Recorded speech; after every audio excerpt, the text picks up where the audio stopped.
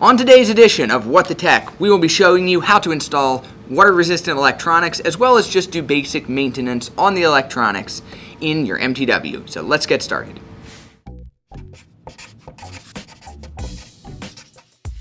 What the Tech?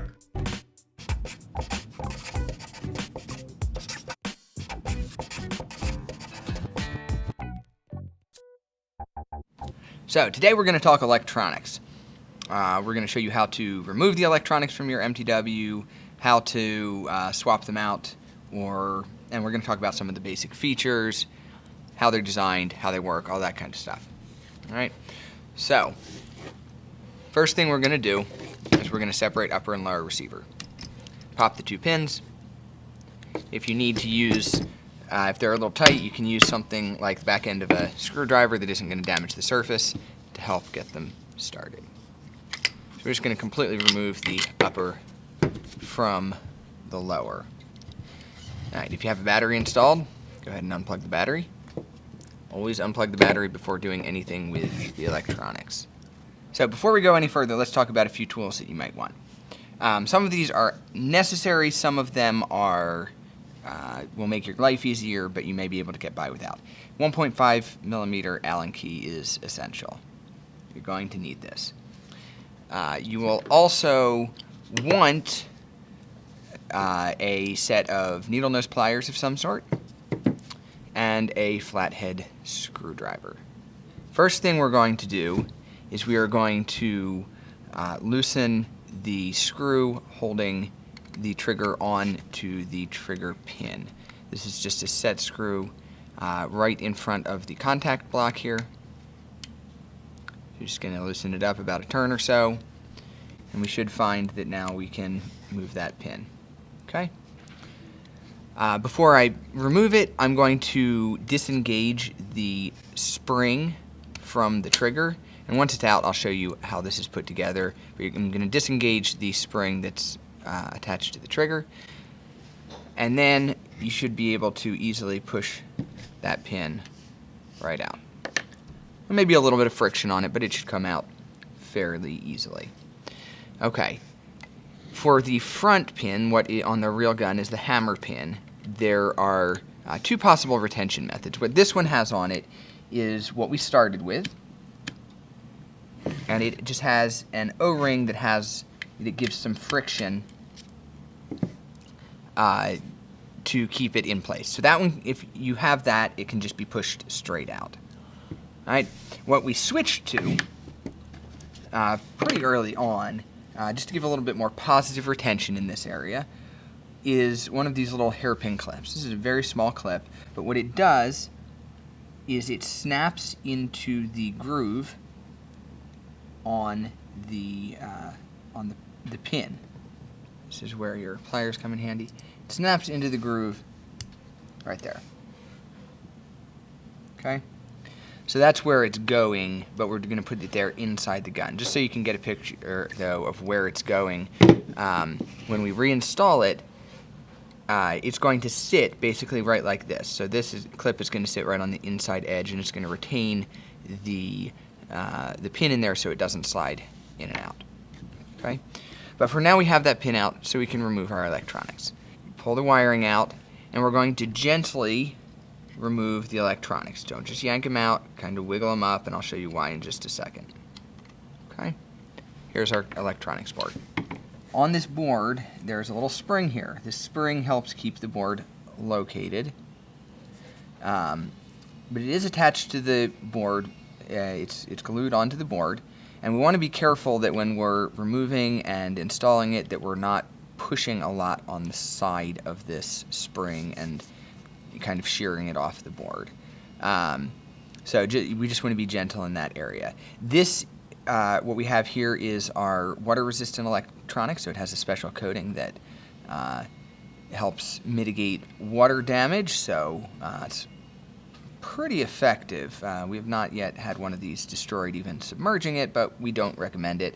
And certainly if you do get your gun wet, even with the water-resistant electronics, you need to go through and clean everything and dry everything just to avoid corrosion and other issues like that from occurring. But This is our board, and let's talk about a few basic features. This is our selector switch back here. It will fire in semi if the selector switch is held down. If it's released, it will fire in auto. This is your trigger switch. It is a clicky switch. This is your empty mag detection. So that's what the lever on the magazine indicates on. And this is your bolt release switch. So your contact points here, and these are replaceable. So if you loosen this screw here, if these get damaged too badly, you can see this is a demo gun and has gotten beat up a bit, but the spring has gotten a little bit distorted. It's actually still working just fine, so I'm not going to worry about it right now. But you can easily replace those if they do get damaged.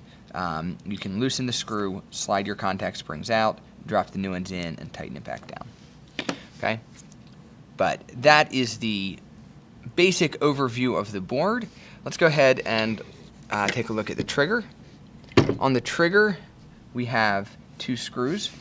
On the production version, this is a set screw. I apologize. This is a set screw. This is where it is on the production. But they both use a 1.5 millimeter Allen key. This is what clamps down on the trigger pin so that it won't slide out. And this adjusts the travel of your trigger, so you can adjust the pre-travel on your trigger. This spring, when it's installed in the gun, this arm sits along the bottom of the trigger pocket, and this arm, let's see if I can hold on to it here, hooks right there.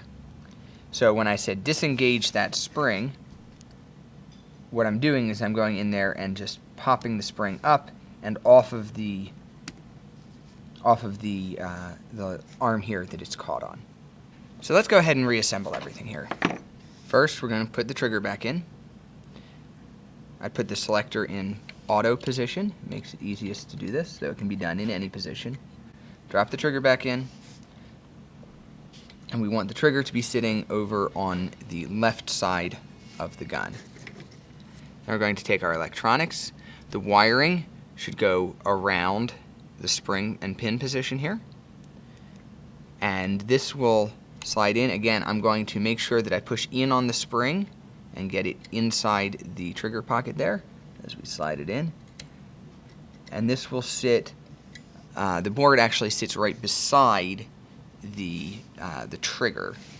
And then we're just going to position it, get everything right in place where it goes. Okay. Now I'm going to install the trigger pin. It doesn't matter which direction you install the trigger pin, but we're going to center it up on the gun, and then I'm going to tighten down this screw that holds onto the trigger pin. So now we're going to show you how to reinstall, not with the O-ring, but with the little clip here, which most of you probably is what you will have. Okay. First of all, we're going to install the pin from the right side of the gun to the left side of the gun, but, sorry, we want the pin to end up in this orientation. There are 2 grooves on the pin. We want the groove that's closer to the end to be on the left side of the gun. We're going to, again, get this installed. You may need to make sure the board is scooted all the way forward. Tap it gently.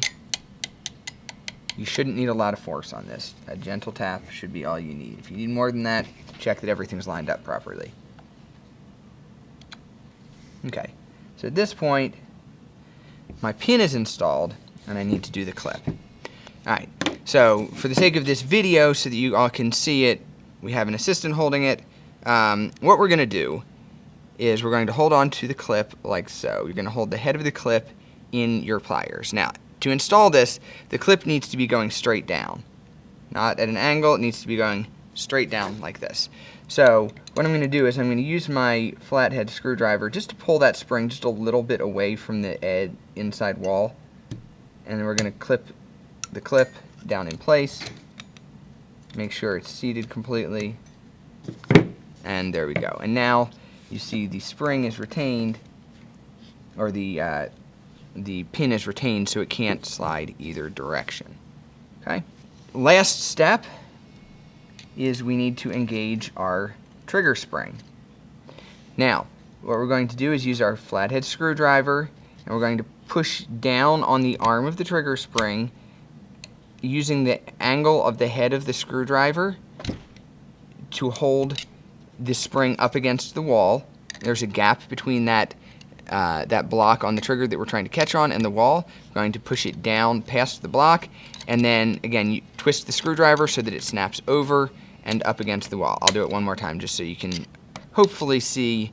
I know it's going to be a little dark in that trigger pocket, but hopefully you can see what's going on. So I'm using the angle of the screwdriver to hold the spring up against the wall. Once I get it underneath, twist the screwdriver and it'll pop into place. Now we're all set.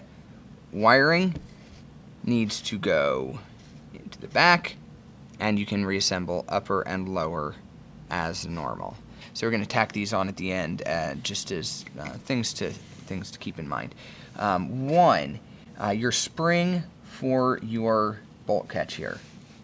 It's this small spring. It may come out of position while you're working on your electronics. So just be aware of that. It drops down into a little cutout right underneath the arm. So just keep an eye on it and make sure it's positioned properly before you reinstall your electronics. That's easy enough. All right. The second is what to do if the spring attached to the board pops off. First off, don't panic. This is not the end of the world. Basically, this is the adhesive we use to hold this on is essentially just an assembly guide, or an assembly aid, if you will, so that it makes it easier to assemble. But if we pop it off, there we go, broke the glue that was holding it on there. We can still reassemble it. It's a little more tedious, but I'm going to show you how to do it. You can attempt to re-glue it if you want. A little bit of super glue is okay. Just make sure if you want to re-glue it that you don't get any glue in the inside the pin area where you go through here, because that'll obstruct the pin. But I'm going to go ahead and show you how to do this if you break the spring off, because if you install it and uninstall it enough times, sooner or later it's going to happen. Again, it's made to aid with the initial assembly, but if you're gentle with it, generally it holds up pretty well. But if you're if you're tearing your gun down quite a few times, doing different things, trying different things, sooner or later you're gonna pop it off. So let's take a look at how to install it. All right, so what I've done to get us ready is I have gone ahead and reinstalled the trigger, tightened down the screw, and that just gets the electronics kind of held in position where they are supposed to be. The next thing I'm going to do is I'm going to get the pin started, and I'm going to set the pin it's a little hard to see down in there, just so that it is sort of flush with the front side of the board. Again, this is just making sure the board is actually in position where it needs to be before we put the spring in. Okay. Next thing I'm going to do is I'm going to grab the spring with my pair of pliers here. Okay. And you can see I'm grabbing about 3 coils and just kind of squeezing it together. This is going to compress the spring. Let me drop it down in, and I'm going to line it up with the pin, and go ahead and press the pin through.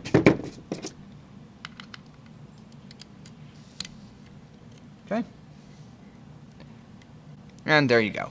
So you can see it's not a big deal. We just put it on there to make the installation a little bit easier as we're assembling them. If it comes off, don't freak out. It's not that difficult to get in. Just takes a little bit more doing. So that's it for the electronics today. If you have any questions, be sure to shoot them over to us. And as always, we appreciate your support, and we'll see you guys out on the field.